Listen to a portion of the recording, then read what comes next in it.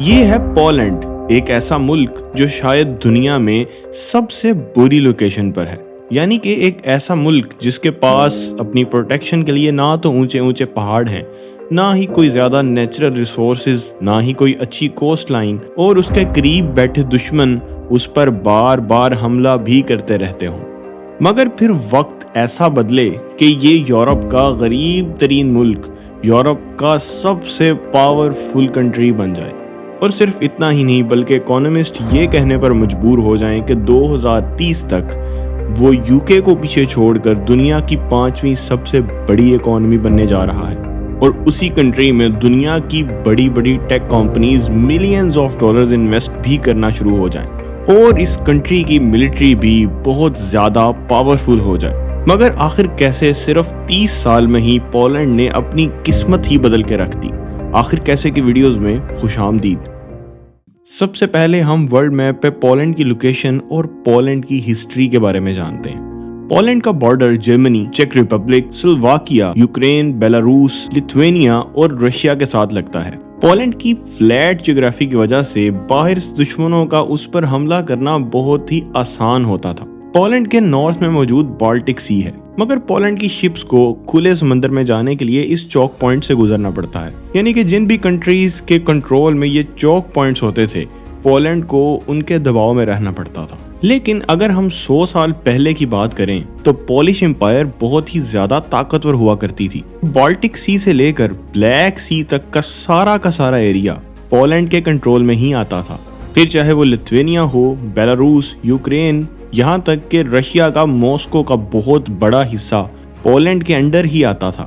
لیکن 17 سینچری کے بعد جب پولش امپائر کمزور ہونا شروع ہو گئی، اور پولش امپائر جو کہ پہلے ہی اتنی کمزور ہو چکی تھی، اسے آخر پر سلطنت عثمانیہ سے ایک بہت بڑا جھٹکا ملا، جس کے نتیجے میں یہ تمام سٹیٹس پولش امپائر سے الگ ہو گئیں۔ اب پولینڈ کے دشمن اس کے چاروں طرف پھیلے ہوئے تھے۔ نارتھ میں سویڈن اور ڈنمارک تھے، اور ویسٹ میں جرمنز تھے، ایسٹ میں سوویت یونین، اور ساؤتھ میں سلطنت عثمانیہ تھی۔ یہی وہ وجہ تھی کہ اگلے 100 سال تک پولینڈ حملوں کی زد میں ہی رہا۔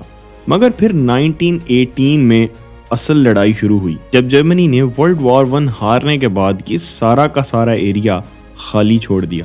اب کیونکہ 17 سینچری سے پہلے یہ تمام سٹیٹس پولینڈ کے قبضے میں ہوا کرتی تھیں، تو ظاہر ہے پولینڈ نے اپنی کھوئی ہوئی ان تمام جگہوں کو واپس لینے کے لیے اپنی ملٹری کا یوز کیا۔ مگر دوسری طرف سوویت یونین کی نظریں بھی انہی علاقوں پر تھیں، کیونکہ وہ جرمنی تک اپنی آئیڈیالوجی پہنچانے کے لیے انہی راستوں کا استعمال کرنا چاہ رہے تھے۔ مگر پولینڈ سوویت یونین کے لیے یہاں پر ایک بہت بڑی رکاوٹ بن کر کھڑا ہوا تھا، اور پھر سوویت یونین اور پولینڈ کے درمیان ایک بہت بڑی جنگ چھڑ گئی، اور پھر 1920 میں سوویت یونین کی آرمی پولینڈ کے کیپٹل وارسا تک پہنچ گئی۔ مگر پھر پولینڈ نے ایک ایسا زبردست حملہ کیا کہ سوویت یونین کے انڈر آئے اپنے تمام علاقوں کو واپس بھی لے لیا۔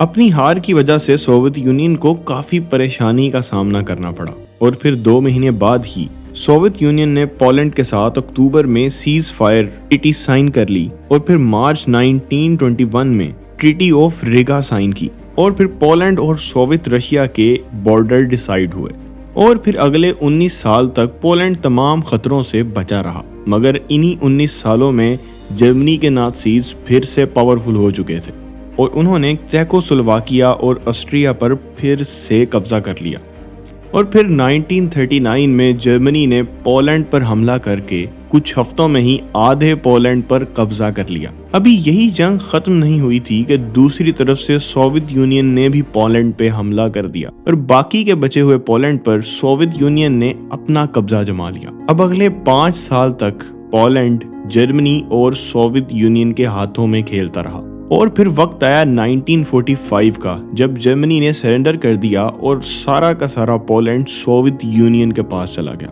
پھر 1991 میں سوویت یونین کے ٹوٹنے کے بعد پولینڈ رشیا کی بجائے ویسٹ کے قریب ہونا شروع ہو گیا۔ اتنے سالوں کی لڑائی کے بعد پولینڈ کو یہ سمجھ آ گئی تھی کہ اسے اپنے پڑوسیوں سے بنا کر رکھنی چاہیے، اور یہی وجہ تھی کہ 1999 میں پولینڈ نیٹو کا ممبر بن گیا، اور پھر صرف 5 سال کے بعد 2004 میں پولینڈ کو یورپین یونین کی ممبرشپ بھی مل گئی۔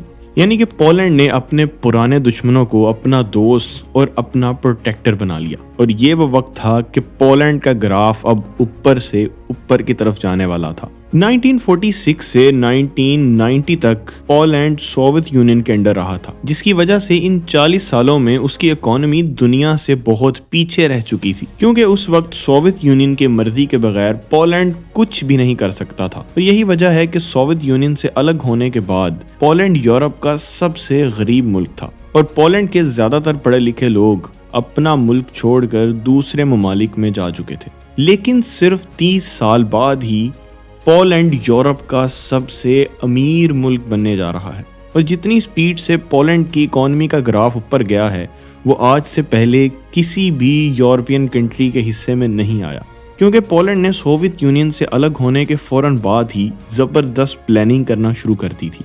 سب سے پہلے پولینڈ نے تمام نیشنلائز ہوئی انڈسٹریز کو دوبارہ پرائیویٹائز کر دیا۔ لیکن پولینڈ نے آخر ایسا کیوں کیا؟ اب کیونکہ ہر انسان پروفٹ اور ریوارڈ چاہتا ہے۔ کسی بھی کام میں ریوارڈ اگر فکس ہو تو کوئی بھی زیادہ محنت کرنے کا جذبہ کھو دیتا ہے، اور یہی مسئلہ نیشنلائزیشن میں پایا جاتا ہے، کیونکہ اس میں سب کچھ گورنمنٹ کے انڈر ہوتا ہے، اسی لیے تمام پالیسیز اور خرچوں کو بھی گورنمنٹ کو ہی دیکھنا پڑتا ہے، اور سرکاری جاب کرنے والوں میں آگے بڑھنے کا کوئی جذبہ نہیں ہوتا، کیونکہ انہیں ایک فکسڈ سیلری مل رہی ہوتی ہے، تو اس لیے ان کا ادارہ پروفٹ میں ہو یا لاس میں انہیں کوئی فرق نہیں پڑتا، کیونکہ ساری فنڈنگ گورنمنٹ کے کندھوں پہ ہوتی ہے، اور یہی وجہ ہے کہ ادارے ایک وقت کے بعد تباہ ہو جاتے ہیں۔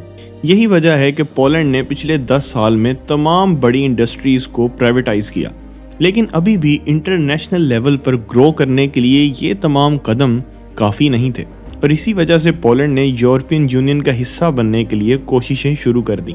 پولینڈ کی یہ محنت رنگ لائی، اور 2004 کے بعد پولینڈ کی قسمت کا ستارہ چمکنا شروع ہو گیا۔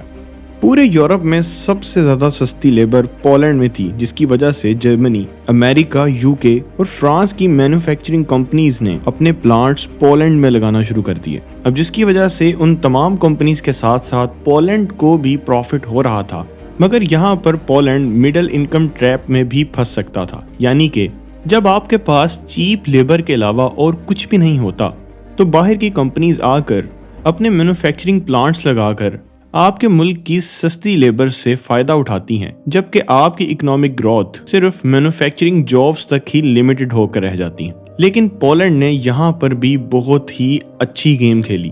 پولینڈ نے یہاں پر اپنی لیبر کو لیٹسٹ ٹیکنالوجی میں ٹرین کرنا شروع کر دیا، اور 16 سال سے اوپر کے لوگوں کو فری میں ٹیک انجینئرنگ، ڈیٹا سائنس اور سافٹ ویئر انجینئرنگ کے کورس کروائے گئے، اور جس کا نتیجہ یہ نکلا دنیا کی بڑی بڑی ٹیک کمپنیز اپنے ریسرچ اور ڈیولپمنٹ ہب پولینڈ میں لگانے لگ گئے، جس کی وجہ سے پولینڈ کے پڑھے لکھے لوگ جو کہ پولینڈ چھوڑ کر جا چکے تھے وہ پولینڈ میں واپس آنا شروع ہو گئے ہیں۔ اور اسی کے بعد رشیا اور یوکرین کی جنگ کی وجہ سے یوکرین کے بہت سے ہائی ایجوکیٹڈ لوگ پولینڈ میں آ کر بس گئے ہیں اور وہاں پر جاب کرنا سٹارٹ کر دی ہے، اور اکانومی کے ساتھ ساتھ پولینڈ اپنی آرمی کو یورپ کی سب سے پاورفل آرمی بنانے جا رہا ہے۔ اپنی GDP کا 3% پولینڈ اپنی ملٹری پر خرچ کر رہا ہے۔ فائٹر جیٹس، ٹینکس، ملٹری کے جدید ہتھیار پولینڈ یورپ میں سب سے زیادہ تیزی سے خرید رہا ہے، اور یہاں پر پولینڈ کے پرائم منسٹر کا کہنا ہے کہ آنے والے چند سالوں میں وہ اپنی GDP کا 3% نہیں بلکہ 4% فوج پر لگائیں گے اور اپنی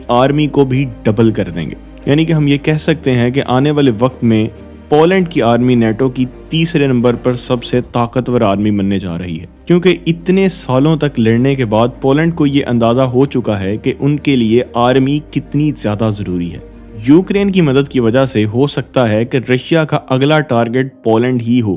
یہی وجہ ہے کہ پولینڈ اپنی ملٹری پر بہت زیادہ کام کر رہا ہے، کیونکہ یورپ کے حالات دیکھتے ہوئے پولینڈ کسی پر بھی ریلائی نہیں کرنا چاہتا، مگر یہاں پر پولینڈ فورن انویسٹمنٹ پر بہت زیادہ ڈیپینڈ کرتا ہے۔ اپنی انڈسٹریز اور نیچرل ریسورسز نہ ہونے کی وجہ سے پولینڈ کی ساری اکانومی فورن انویسٹمنٹ سے چلتی ہے، اور اگر یہ کمپنیز اپنا پیسہ پولینڈ سے نکال لیتی ہیں تو پولینڈ کی اکانومی کچھ ہی مہینوں میں کولیپس کر جائے گی۔ اور دوسری طرف پولینڈ کنزرویٹو اور لبرلز میں بٹا ہوا ہے۔ اب چونکہ پولینڈ کی کرنٹ گورنمنٹ کنزرویٹو کی ہے تو ان کی لبرلز کے ساتھ جھڑپ ہوتی ہی رہتی ہے، یعنی کہ ترقی کے ساتھ ساتھ پولینڈ پر ایک خطرے کی گھنٹی بھی لہرا رہی ہے۔ ایک غلط قدم پولینڈ کی اس تمام ترقی کو ختم کر سکتا ہے۔ ویڈیو پسند آئی تو چینل کو سبسکرائب کر دیجیے گا۔ ملتے ہیں آخر کیسے کی ایک نئی ویڈیو کے ساتھ۔